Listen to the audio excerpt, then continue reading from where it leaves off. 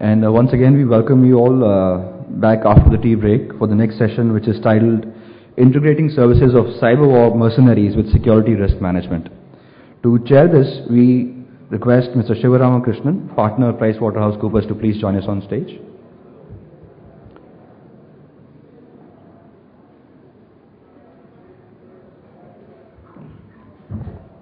Our esteemed panel comprises of Madhu K, CISO Polaris Financial Technologies Limited, Yash KS, Security Evangelist, and Mr. Saket Modi, CEO Lucideus Tech, who's here now.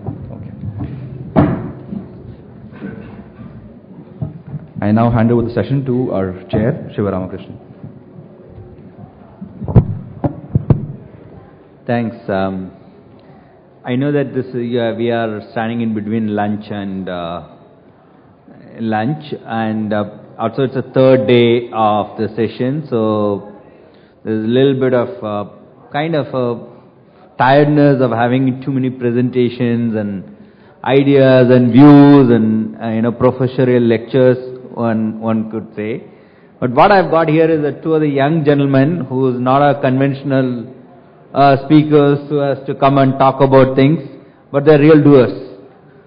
And people can debate that is it right, wrong, etc. Not getting into it. The real doers who are really focusing on how well your organization is secure in some form or other, put a challenge to the conventional system of security organization follows.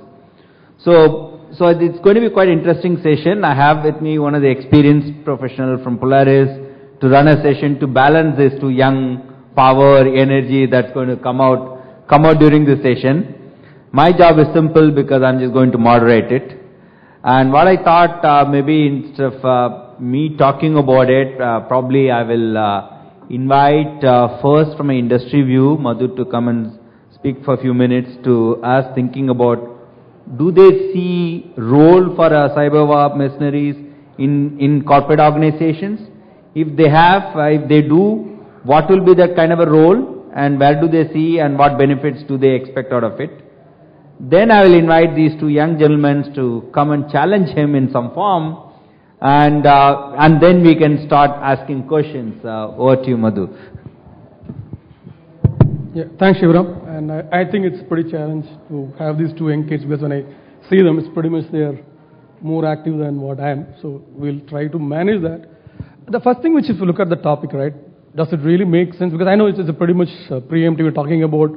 It's like saying that, okay, can we engage cyber mercenaries? And I know due regards to Saket and Yash, I'm not saying they're per se mercenaries or whatever, but the whole thing talks about when you say, do you need to engage cyberwar mercenaries?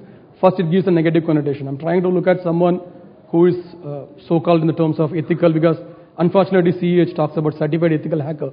That means any other hacker looks not ethical. So somewhere there's a difference between ethical and unethical, but we'll just talk about why do we need to even look at these people, or again, let me be clear, I'm not saying these people mean not Yash and Saket for that mercenaries person. I'm saying looking at any of these cyberwar mercenaries, why do we need to look at it? What is it they bring to the table, which a typical, let's say, I'm just using my team, or who doesn't have it.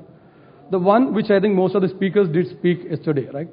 The collaboration underground is much better than what we have within an organization, and we have to accept that, because probably they have a common goal, I'm saying, to attack their organization. So that means they collaborate much better. They do a translation within themselves, saying that, okay, this is the hacking I did, and most of the things which get reported per se is something which got into the positive side. That means someone is able to hack it. But otherwise, whichever they are trained, and it doesn't get reported if it's not actually hacked.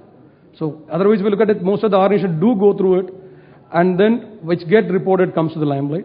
If talking about why those mercenaries are able to do one edge above any of the regular hackers is, they have motivation to break. It could be either financial or to prove the technical supremacy. So they want to show that, like, I'm one edge better than the others. So they have some motivation which you are doing it.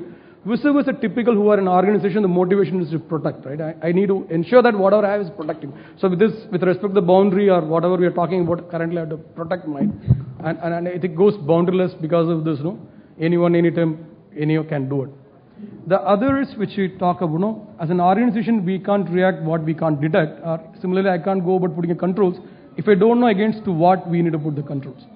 So it's also becoming pretty much challenging for us to look at, like, if you look at till the suicide bombers happened with LTT or anyone by that manner, we didn't know that there is something can happen. Or till 9/11 happened, we could not think about the control. So as an organization, it's pretty much tough for us to go and put a control for something which I don't know who is going to do what. So it makes easier for us to engage these people to help us to look what we are currently doing. That's one.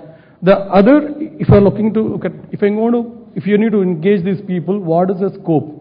Because pretty much says, engage in cyberwar mercenaries into security risk management. Are you talking about engaging them in the defense, or are you talking them engaged into the corporate? It's two different things. Because if you're going to engage them in a corporate, it's a totally different ball game. This was engaging in the defense.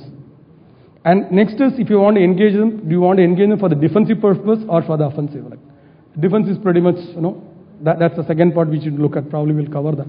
The third, I'm saying, like, if you want to engage these people, it's going to help us in terms of any legality, right? Like, if you look at, like, this NSA snooping, government can get away with it. The same kind of thing, an allegation against a corporate, the corporate may not be there. So we need to really cover those points, how we are looking at, and then before that, I also want to give one point. Is this a new strategy we're talking about? It looks pretty new, but look at, we have spies, even good olden days when you have Rajas and Maharajas. And if you're looking at defense, we have sources and informers in every field. So in physical security, we are using that. But when it goes to cyber war, it becomes a little bit more saying that, okay, do you want to engage with someone in a typical term, which is kind as mercenaries, because someone is doing for the money, which I think everyone does as a business, and there are some businesses which is in offering currently. So, and then we also know there's a cyber espionage which is done by organizations. And one more thing we can say as an organization we do, like in a typical interview when you're doing it, what is it you're trying to do? Endeavor is espionage. You're trying to, okay, you are working in another organization, how do you do this activity, what kind of thing, that kind is ethical because you are doing an interview.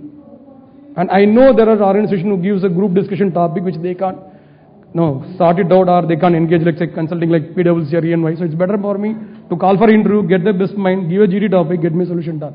So if you look at most of the things what you're talking about currently, when you do it in official manner, it's called ethical. When you're doing it through people who have knowledge, okay, it's basically they are an underground, that's the reason it becomes unethical. So that's my view, then we can start with. Thanks Madhu, and Saket, now he has given you a challenge. He said you versus us. He made a comment to say that, so long as I know what it is, if I can protect, you're good. But if you come and tell me something which I don't know, which I can't protect, you're bad. I'm trying to instigate you a little bit based on the summarization that he said. Yeah, you guys seems to be useful, but so much of problems which I need to sort out before engaging with you guys. So what will be your answer? It's an opportunity for you to reboot him. All right. I'll tell you why it's not rebooting, and I'll tell you why I'm glad we have such a panel. So, firstly, good morning. I'm Saket, and I'll just share my views on what I look at Cyberwar Mercenaries. And in fact, let's break down the entire sentence, and let's just first talk about the cyber world. Personally, I feel that if you compare the cyberspace with anything else, it's a huge difference that you're looking at. It is something that the entire mankind has never seen before. Why do I talk about this like this? I'll give you the reason. Whenever you talk about any kind of a rule or regulation, power has always come with age in any system. You talk about the bureaucracy. Today, a secretary would be an IAS officer of 80 batch, joint secretary would be 84 batch, additional secretary 83 batch. So you have always given power with age. And there's a reason why it comes with age. Because with age you get the right experience, the right grey hairs, where you can see things through and take the right decisions and give the right policies and do the right governance. I hope you're not directing us, both of us. No, we belong to the same age, don't worry. So, it has always come with age. Power is proportional to age, always. But when you talk of the cyber world, the entire pyramid is inverted. The power possessed by one 20-year-old individual sitting with one small laptop in a garage with a 1 Mbps internet, trust me, I get to see these individuals, it's enormous. the persistence level, the level of motivation that he has to prove, not to the world, but to his entire community, his own community, it might just be 20 people, that I can really go ahead and get the entire database of a Fortune 100 or a Fortune 50 company is enormous. And that 20 hours a day that he devotes to get inside a network, a website, a web application, a web infrastructure, and his understanding of that technology really gives him enormous power at such a small age. And when you get such huge power at that age, you have these so-called revolutions like the anonymous, like the other revolutions that you get to see. I am glad that, so what is the solution? Let's talk about that. Is it that give all of the power to these 20-year-old people and they'll be able to come up with the right policies in the governance? Absolutely not. You need a panel like this, where you have the right balance of people, firstly, who are young, who understand what's actually there hands-on, and the right wiseness. And don't forgive me for keeping it in that age bracket. But the fact is that they can see things beyond us. And when we come together and do, this is a very small form of a panel discussion. I am talking more of a corporate scale. I am talking more on a governance scale, at the defense scale. When this synergy happens in the right way, that is where you get the right kind of a solution. So that's how I define the cyber world, very, very different from anything what the human race has ever seen. Now, why do I say again and again that that's a very big revolution that the human race has not seen? Why is that? There are reasons with which I can say this. We are sitting on a day where we have almost 2.2 billion people connected on the same network. That's almost 1/3 of humanity. One click and you get connected to them. It has never happened all across mankind. We have people who are there and it's so easy to communicate with them. So when there is such enormous data that we are making every day, we make like 2 exabytes of data every 2 days, which is equal to the data which humans produced from the beginning of human civilization till 2003. And we are making that every second day. With such enormous data coming on the internet every day, what is the next question that everybody asks? That is security. And as we were even discussing just before coming up, the cycle has always been that there came money first, then there came robbers, and then there came the police. We are sitting in that same revolution or same cycle where there is enormous data which has come on the internet right now. And there is suddenly a shift of hackers from being just a hobby-driven hack. Because what was hacking? The first virus invented in 1990s was done by 2 Pakistanis. The definition of virus was a small script which could make the computer do something which it was not supposed to do. And it was more like a hobby or a prank that somebody was playing on a computer, on a program.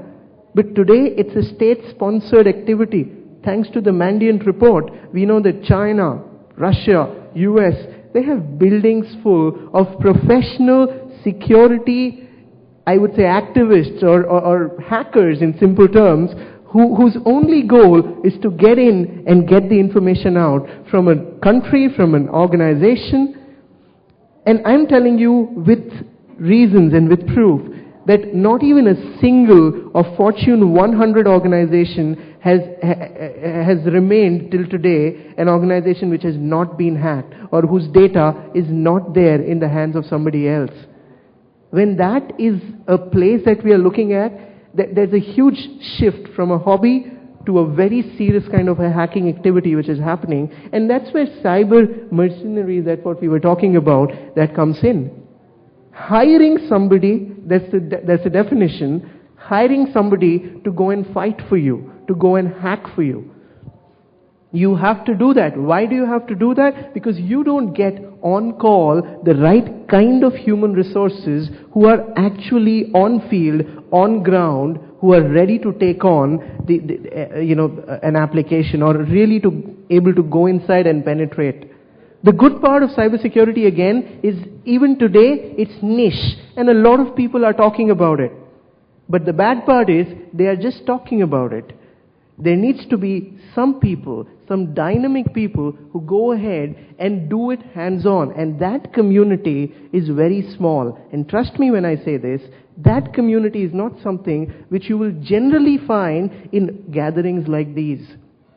They don't like social gatherings. I am talking about those people whose day starts and ends with the computer screen only. And mind you, these are not people with glorious degrees of computer science from the IITs. I am talking about BComs and BScs and even class 12 pass people whose only motivation has been sitting on the computer 20 hours a day for the last 5 years or 4 years, and they've been just doing one thing, and that's hacking.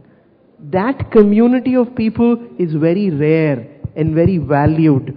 But the problem is, again, I understand it's very young. So as you said, with young people, if you give a lot of power, there comes certain problems. So you need to mainstream line the entire culture of security in both defensive and offensive way. And the last point which I would like to make, a very interesting point again, if you carefully notice, if I were to ask all of you, how many of you guys use the internet in general? Can I see hands? How many use the internet? Everybody uses the internet. Fantastic. How many of you guys have been officially taught how to use the internet? Not even a single person. All right, we have one or two. That's good. Something so crucial in our lives, we are not being taught about that. We just learn from our colleagues, from our friends, from our young people or our elders that, it happens like this. Why are there schools and colleges? Basically to go ahead and teach you the way of life. But even today we have not accepted internet as a way of life. And even today you are not being taught about that. That's the reason why you need these cyber mercenaries or these hackers, because you really need to outsource something which you don't have in-house or you don't have on call. So yeah. Thanks, Saket. Yeah, he has done a little bit of balancing act, saying that don't say only blacks, you need a white hair people as well. So black hair and white hair together can do something, is what Saket was talking about. And I think on a lighter note, though I said that, in a serious note, he has made a very valid point. The Internet of Things has changed, shifted the power, and the power of destruction is far higher than the power of construction. And in some form, we need to convert this power of destruction into an possible constructive manner so that the reprotection in some form is brought back. That's what I think Saket's argument, if I want to summarize together. What is your experience, Yash? You can use this.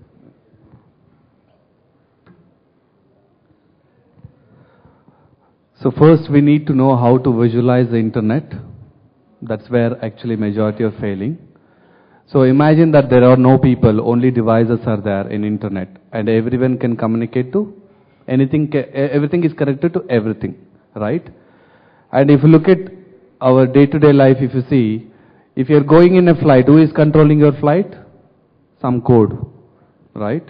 Your phone is controlled by code. Your TV is controlled by code. Satellites are controlled by code. Treating water processing plants are controlled by code. Power stations are controlled by code. Missiles are controlled by code. What is that we control? We are just operators, by the way. If you look at a person who is sitting in front of the power station, for example, if somebody is controlling the operator, operator doesn't have much knowledge about how things are really working out. It just gives instructions. Rest of the thing is done by code, isn't it? Now, all the code which is deployed across the world is all buggy. Right? If you take any critical system across the world, they can't do updation the way we do. At least for Windows or Linux or other things. It means that completely the whole internet and all the device which is connected today has all bugs. Right? We also need to understand why that happens. Audible? Okay. Why that happens. And then, if you can visualize that, okay, if you identify one bug in any system, for example, you can attack millions of PCs easily. Isn't it? And now we might say that, okay, my I have a private network where I am not connected to internet. Now where you will download Linux or Windows or any other operating system, you have to go to internet system, download ISO file or any DVD image, and then put it into, come back and install in a private network, right? Now after downloading, what is the guarantee the image what you got is not infected? Right? So this virus may not be able to communicate back to the controller. However, the moment the virus comes to your network, it can destroy your information. And if your business depends on this information, and if you are making the revenue, profit, everything using this information, the moment they destroy, what you'll do? Isn't it? So first of all, we need to learn to visualize the internet and everything connected to that internet, the software as bugs, and the many things which I mentioned like satellite or all of these things is running the code, but not with the quality, by the way. Right? That's one part. Second part, you need to understand how these criminals works.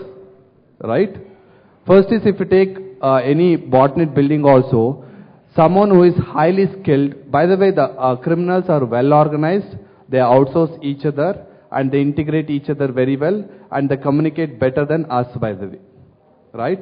If you take a person who is highly skilled in operating system or the system softwares, tries to identify 0 day. Now if he goes and sells it to Microsoft or some of these product companies or Adobe or Oracle, they might get $1,000 or $2,000 for a bug. Now how do you expect him to survive? It's very hard, right? What he does is he goes and sells it to underground, where he might get $50,000, $100,000. It depends. If it is SCADA, couple of $100,000. Right?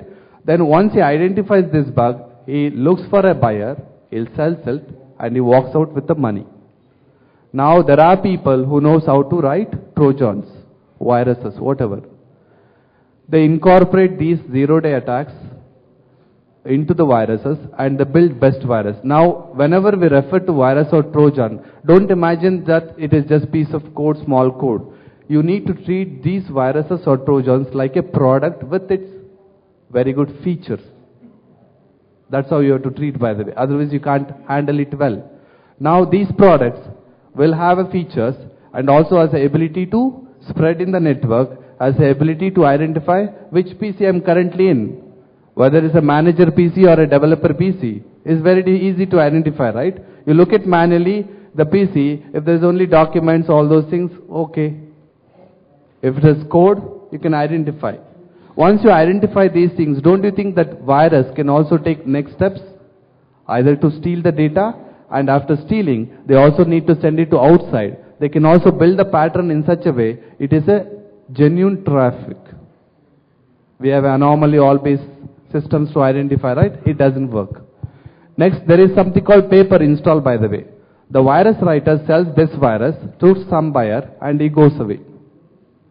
Everyone is making money in every step, by the way, and the one who buys it, there is something called paper install services. If you search in Google, you'll get to know. Their job is simple. They know how to defeat all the protection mechanism you have in your PC or server or anything. And they know how to disable it using 0 day of those products itself. If some antivirus product or some other protection product is trying to prevent these malwares, for example, don't you think that they also have bugs in the software?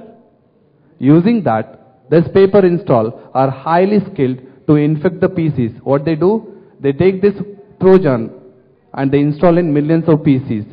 Based on the success of installation, for example, if they install in 50,000 PCs, these paper install people will get the money from the virus writers. Now they all install, right? What is the next step?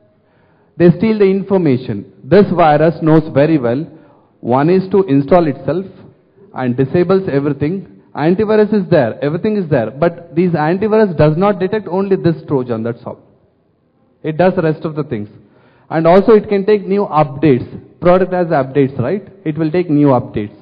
Now, once they steal information, they cannot sell it. What they will do is, okay, I have this information, there is a business guy, he will take all this information from everyone, every country, and he will sell US information to Russia, Russia information to US.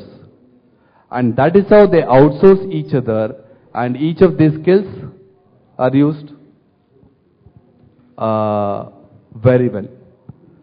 So now if you take the two broader categories which I put in the protection, for example, organization view, is that they have a software to identify only the known attacks and they can prevent it. The other part is heuristics based, but anybody who is releasing these Trojans, right, scans against all the antiviruses, all the anomaly detection, only then they release, because that's a primary test, they will do it.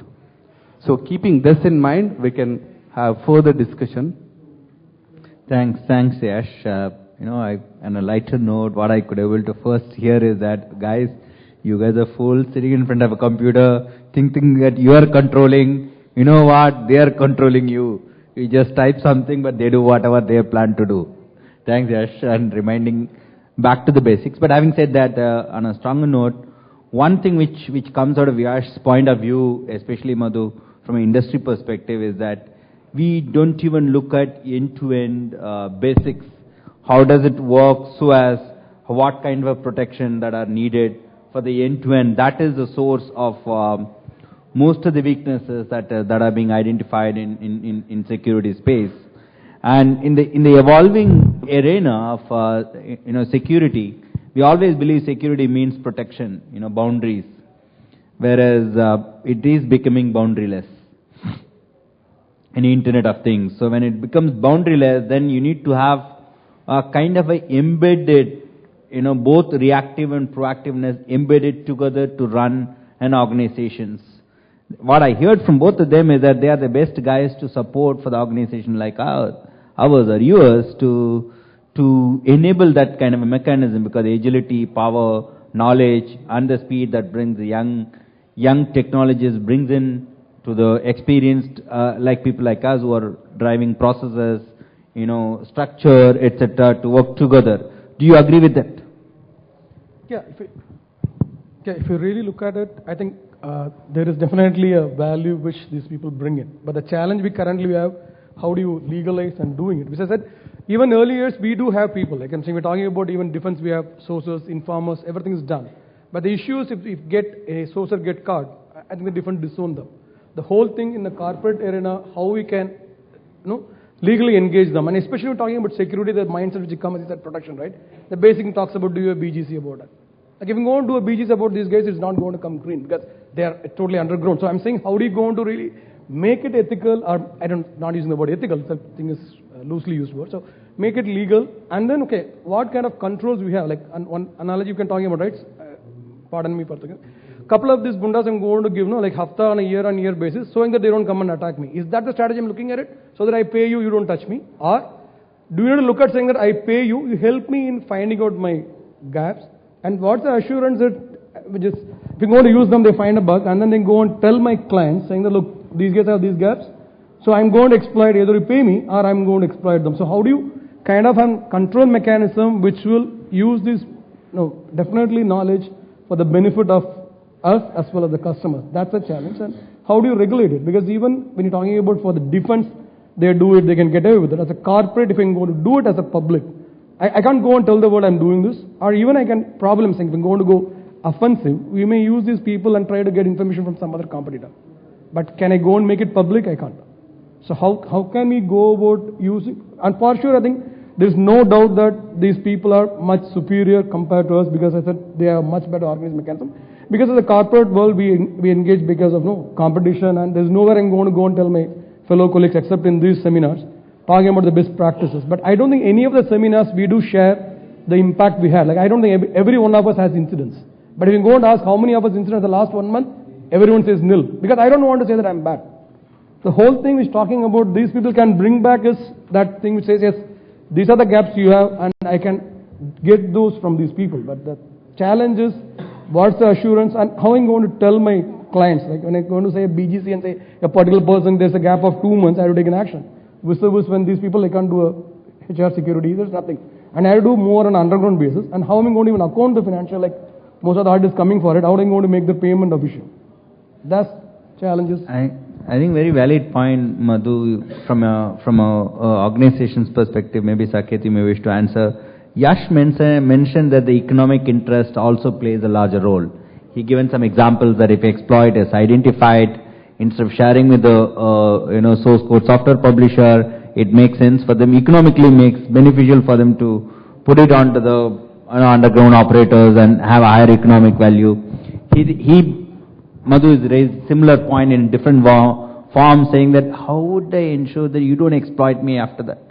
I've opened my door to you and you walk into my house and you start extortion racket against us. That's what the biggest worry Madhu is saying. Absolutely. I'm using stronger words to provoke you. But I like being provoked, so I'll answer that. I'll ask you a very simple question, sir. You have a person who guards your home at your place. Does he carry a gun with him? The guard who's sitting there, he carries a gun with him, right? Are you scared of him? No. True. You're not. Why are you not? He can point at you and shoot you. Does he do that? Most of the guns doesn't work, he just carries. I like that. Very good. I like that. And half of them have lathis in India. but a very valid point. But that's a very fundamental question which I'm trying to ask out here. We hire people, we hire a security organization, and they deploy their guards or their people with guns who protect us. Of course they can go rogue and they can shoot at you. We've had the biggest, we've been privileged to have our own Prime Minister being shot by their own bodyguard, right? So no nation has seen that, I think, ever, right? Or maybe there can be some of them, I'm not aware of that. I think, Saket, just to counter, sure. Sorry to intervene in the middle, but I think the analogy works in a physical world because the interconnectivity for him is very limited. Okay. Okay, in a connected world, the exploits that you identify in a place A not necessarily needs to be exploited only by you. Now with the underworld which is mentioning about and so many other things that is coming, anybody could have been doing it, and you could have been a conduit. Not you means I'm saying this person could have been a conduit. Absolutely. In a physical space that is very limited. The okay, impact is limited. I'll give you. That's why the worries are. I'll try to give you that answer to that question. Unknown fear. See, the fear of the unknown is the most scariest one, which has been there always. You can't make a safe car which will never meet an accident. You always make a safer car, trying to ensure that you have all the checks in place so that you have the highest degree of security. There is no company or no human being in the world which can guarantee you that I'll take the responsibility that nobody can hack you. There cannot be anybody. But there is all the type of checks which you want. If I were to correlate this with the example which I said, see, I keep one guard on the main gate. But if I'm a smart guy and I really have a lot of money in my place, I will actually have a guy who is patrolling me at the back, who's actually, laid down a 8-inch cement wall under my house, because I know these are all places from where I can be penetrated. But how do I know that these places are from where I can be penetrated? I'm a businessman. My job is not to think like a robber. I need to deploy a robber who can tell me how the other robber works, and there comes the factor of trust. We like it or not, we live in this society, even in this advanced tech society, where everything boils down to trust. You go to a flipkart.com and you give your credit card details when you buy a 1,000 rupee t-shirt. How do you know that he will only charge 1,000 rupees?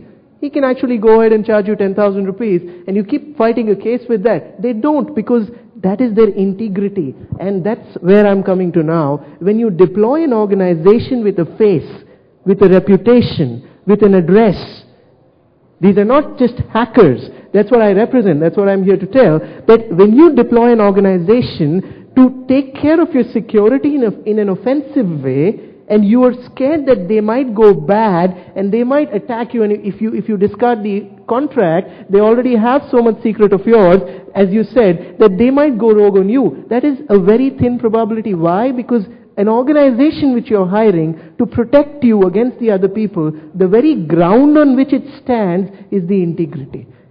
So if that security company gives you a security guard who aims and shoots at you, no other person in the entire community would ever deploy that security agency in their space. Your one person gets shot, your one server gets compromised, but that entire organization goes for a toss. Yeah. So the trust is a foundation. Look at an organization Absolutely. before selecting what you want to do. Absolutely. I think Yash, he made a very valid point. If it's a known problems, organizations are ready to fix, or organizations ready to, face. It's okay, it's a known issue and known risk, so I can manage. There is an element, unknown, neither you nor we know, it's okay.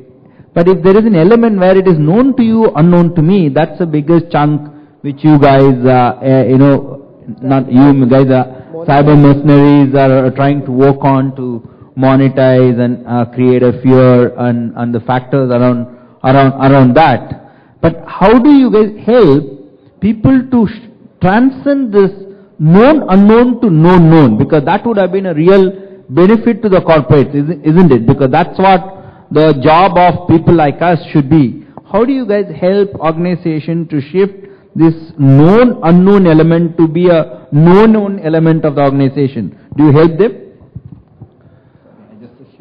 See, when it comes to trust, right, cyber mercenaries, if you look at all the bugs which is coming, which is getting reported, if you look at the number of people, there are mostly individuals or 2-3 people put together who are highly skilled, built a startup, and that startup is reporting to it. If you look at the percentage, highest will be individuals, by the way. It means that they are all trustable.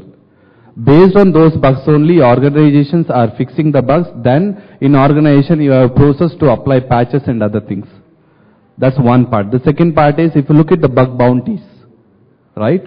It's all given to individuals because they have a capability. Organization does not have a capability.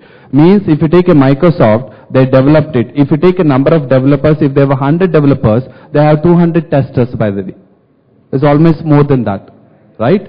So even then, if they did not identify the bugs in the product, why they go for bug bounty? Because other individuals who are sitting outside are more smarter than the people who have in the organization. Because of that they go. Now if you take a bug bounty, it's a well-known concept. These are all individuals, isn't it? If you take the people who are identifying the bugs, they're all individuals. They're all trustables, isn't it? But if you look in India, are we engaging with any of those people? No, right? That's once again. These two, if you keep in mind, we know that in an organization they have to engage with individuals. Now, why engage with individuals? Why can't I build my own team? Isn't it? I'll tell you how these hackers or code breakers, their psychology is, right? They are highly individualistic. They have a highest ego. You can't beat them. And at the same time, you need to give them a tough problem. That's why they get the kick in solving it. And they don't work for any manager, right? And they have complete freedom. Can you replicate that in organization? It's very hard. If you replicate, then you can say over a period of years, the whole organization can move towards that. Actively, they are more superior than the people who are outside in the criminal world, by the way, right? Now, once you outsource either for a company, for example, you outsource for a security services company, and if you feel you are secure, you can't be. How do you know that the service which they provided has a quality which you are expecting? There should be someone within your company team which can validate that, right? Or if you outsource something to individual because he is smarter, how do you validate still that output? So by default, if you ask me, every organization must have a small team which is highly skilled, right? You have to give freedom and the problem for them to solve it. Then anything you outsource also, once you get the result back, you should be able to validate yourself, right? Either individual or a company, if you have your own internal team, technical team, you can validate. That will solve the trust part, by the way. 1 minute. I have just 1 small minute to add something to this. He gave a very valid point that why there are individuals. And so again, if we take a look at the normal recruitment process of how is the corporate made. Today, if I need the best management guru, I'll go to an IIM Ahmedabad, IIM Calcutta, I know I'll get it from there. If I need the best of engineers in computer science, I have my IIT Delhi, IIT Kharagpur, IIT whatever. But when I talk about security, it's not engineering, it's reverse engineering.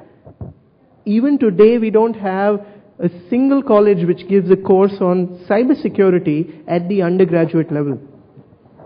And why don't they give it? I mean, it's supposed to be there. We've been talking last 4, 5 years, 10 years about this, because it's very dynamic.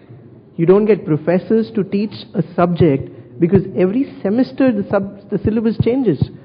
How do you cope up with that dynamism? Even IIT has professors with PhDs who are teaching things which are lovely things, which are there in the books, there for the last 10, 20, 30 years. Ask them and they'll give you word by word whatever is there. But such a dynamic course is a very big challenge. That's the reason why human resources are not being created in a conventional way for cybersecurity. That's why you have to resort to unconventional ways. Saket, I want to open up for the floor for a questioning. Yeah, here gentlemen.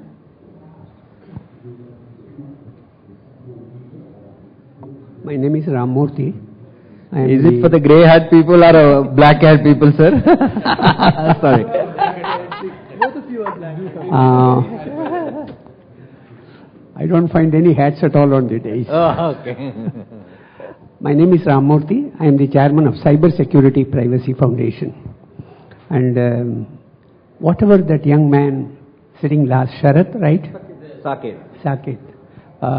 He made a comment about the strength of the youth, not only in India, all over the world. That is something which should be taken care of. Most of them are extremely efficient and we can learn from them several things. But what is a guarantee that they are all directed properly?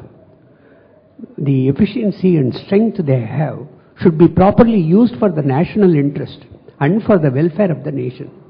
I don't know. Maybe if any suggestion made by this panel to NASSCOM could be a good contribution towards their account.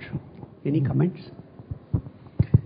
I only have a comment to say that how we in our organization at least we exploit. For example, in PwC, our average age is 26.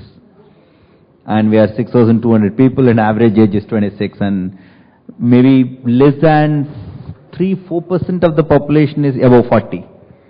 And what we ended up in doing is that voluntarily each one of the partners who were there, we actually took one of the youngest kid from the college as our mentor for a technology, because that is what we learned from them.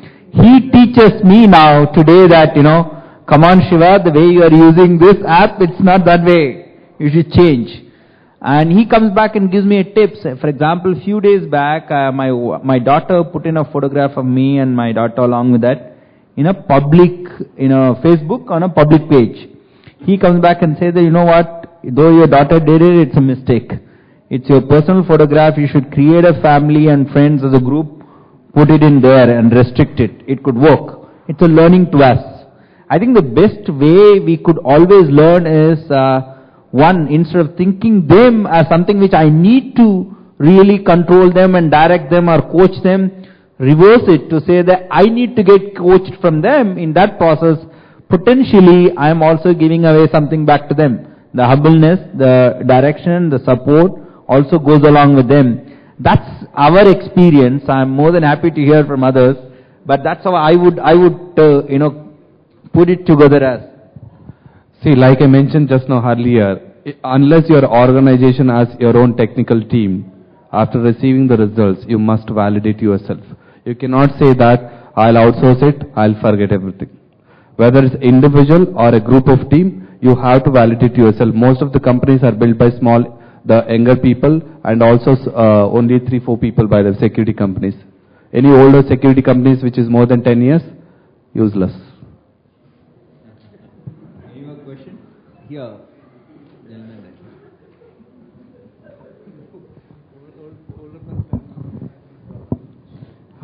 I would like to make a comment. I am not very sure whether it is going to be appreciated or whether it is going to be very relevant. IT technology has changed the way that we live. and it is conceded, and it is going to change the way that we are going to live. But at the same time, it has created a lot of vulnerabilities. I'm very happy to hear that you are in a position to fix some of those bugs, some of those vulnerabilities.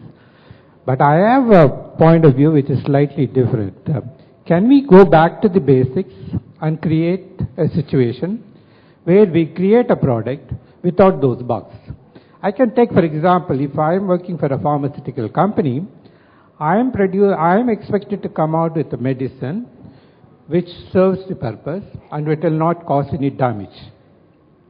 If as a pharmaceutical industry captain, if I made a mistake, I am asked to pay a price. I have got to pay a price because I will be held responsible for it.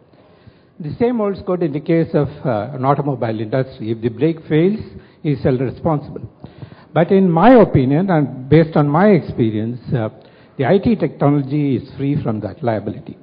I think that is one of the root causes. And also there is a lot of unknown things in that embedded system.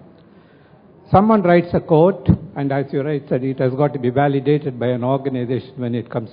But I do not know how it is validated. It is possible to validate, saying it is expected to do this, and whether it does it or not, it can be validated.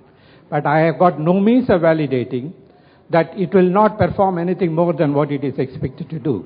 I think, in my opinion, a lot of things are dependent on that important aspect, because today I have no means of knowing that it has got something which it exceeds and does something much more than that. It creates a problem. The very fact that today if I go to USCRT, I get every day the patches.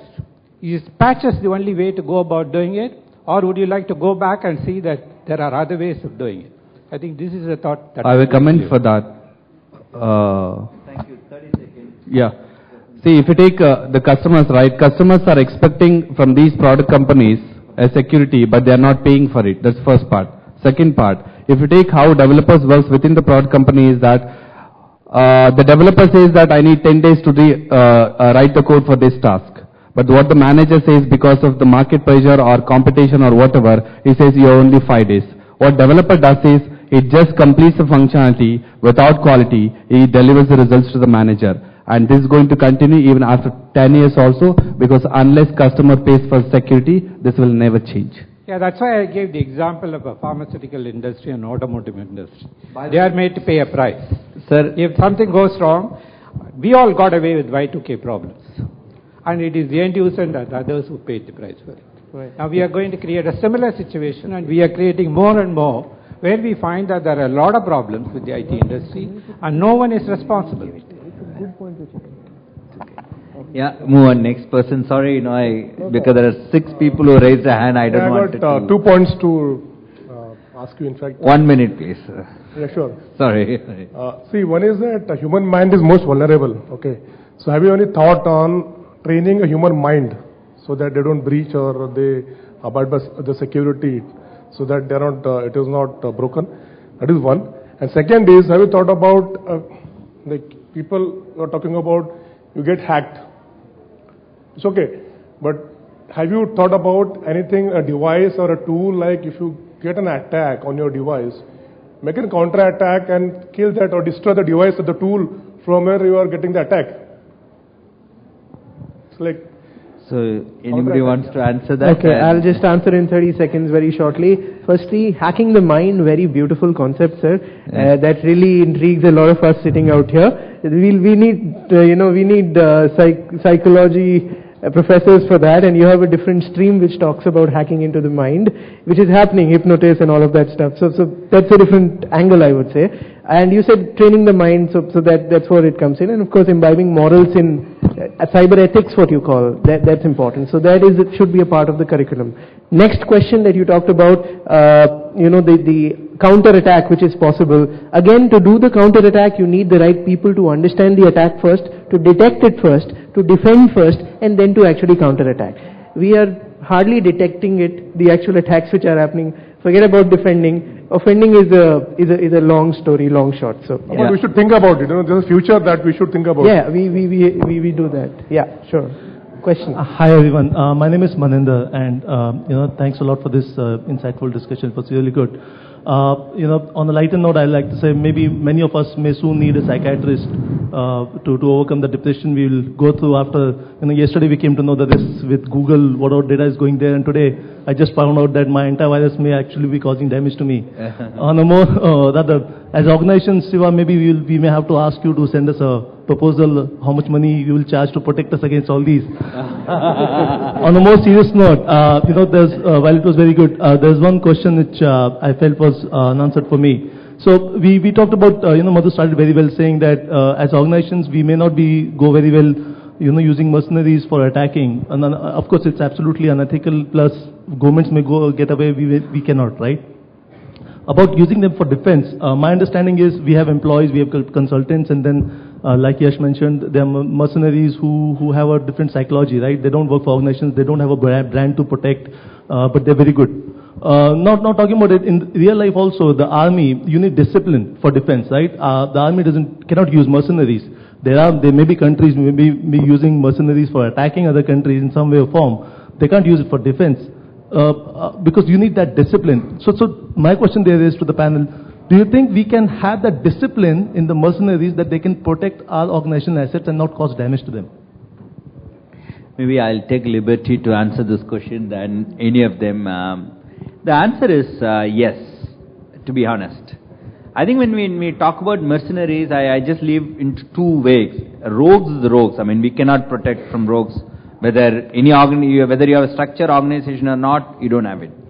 If you really look at it, any society, leave alone any group of people, even within the group of people, normally there will be about 10-15% of the people who wants to lead, who wants to get recognized, who wants to run. They are easy, gullible elements to structurize it, put ethics, governance, mechanisms, etc. All of them will work for them because they get recognized, they get identified, etc. There's about 50% of the people who are the real followers. He just wants to execute orders to run with that. And bottom 15% are always rogues, whether you like it or don't like it. So can't it be replicated in another set of people in the same young society? It can be. Now the question is that how do you structurize that? How do you operationalize it? What governs it to run? It does make sense for us to engage in helping this to be a little bit more organized. If that gets organized, you can regulate it, you can convert that into a positive energy. Why I'm saying is this is that, look at historically, the ammunitions were developed, invented, not with the idea that it is going to get used in the army. It was always developed and manufactured and brought to kill group of people to accumulate wealth, extort wealth from one group to the other. But over a period of time, people of society have learned, oh, these guys knows how to use ammunition, these guys knows how to produce ammunition. Can I convert that into a social activity? That's when army started. So army is not anymore, if you really think about it, army is not something which is structured by birth. It has got utility and there is the structure, society created it. Can it get created in the cyber mercenary space? Yes, it can be. I think that is the best way to go. And there are already organizations are doing it. I'm leaving aside those intelligence used for national security intelligence, etc., because that you cannot prevent it and protect it. I'm leaving that aside. From a corporate space, you can structurize it, you can make it work. Humans race has done that in the past. It can happen in the future. Ramnathan, it's for you the last question. I'm done after that. Then I'll take that as the last. Ramnathan, yours after that. Oh, you have a mic? He has a mic. Let him take it after that. Come. Yeah, hi, this is for Saket. So, as you told me that, these guys work underground, are skillful. So the only time they get successful is because they have done something, and that's when you get an eye that this guy is actually, skillful. And then probably, I like to have him on my team, maybe working from an outsourcing company and protecting me. But then I see from a corporate perspective, it's a problem for me because each one of my customers wants me to have a criminal background check for each individual. And if this guy is that famous, probably might have a case or two against him. So how do you cater this problem? So again, a very quick answer to that. You really need to have a very strong check in place. Today, if Bill Gates flies Lufthansa and Lufthansa crashes, even if it sells out, it cannot go ahead and compensate Bill Gates. But what Lufthansa can ensure is the right quality while taking in the pilot and doing the right checks in place. So you need a very thorough background check. You need a 24/7 recording of the lab where the actual activity is happening from, whether it's your premises or the outsourced place. You need a screen recording from which the penetration testing is happening. You need a keystroke monitoring of whatever is happening out there. You need a non-disclosure agreement in place. You need a non-poach agreement in place. You need all of these checks in place. And then if something bad happens, come on, I mean even 40-year-old servants go and kill you and they run away. So there is no absolute.